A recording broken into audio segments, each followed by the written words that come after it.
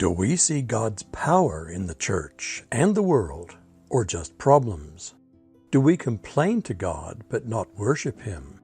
All that can change the moment we see God for who He is. Let's look at Job 42 and what happened after Job saw who God is. Job's final chapter must be seen in light of the first chapters. They introduce the purpose of Job's suffering, not punishment, but a test. Job's friends' arguments are discredited from the beginning. That all suffering is the result of our personal sin is heartless and a false accusation against God.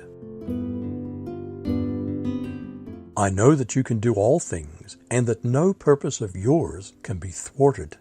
Job said this earlier, but didn't submit to God. Complained, but didn't worship God. He knew of God's power, but didn't really see God and His love.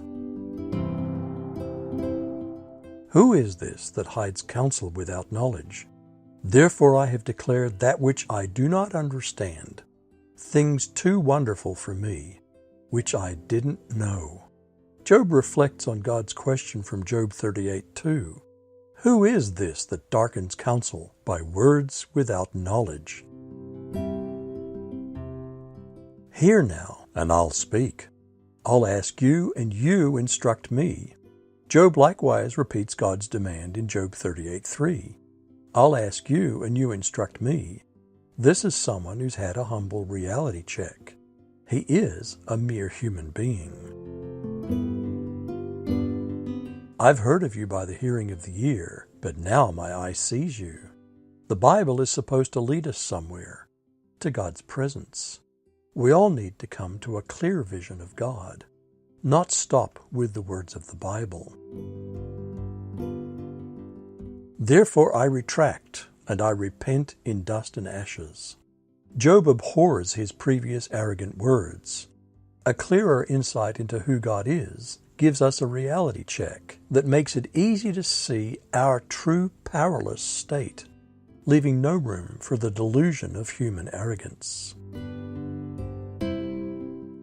God explains His anger at Job's three friends. They had not spoken truthfully about God. We ought not falsely accuse God.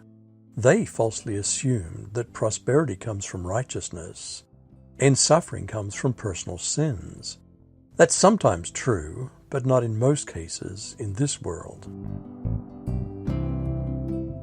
Intercessory prayer, prayer for others, is a powerful responsibility.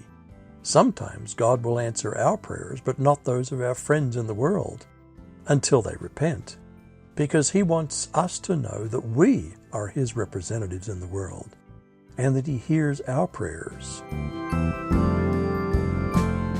Also notice, the Lord restored the fortunes of Job when he prayed for his friends, and the Lord increased all that Job had twofold. Will this always happen? Obviously no. Many faithful have died not having received the promises in this life, but with full assurance of blessings in eternity. If we have worshipped God without complaint, may the Lord bless us double like He did Job.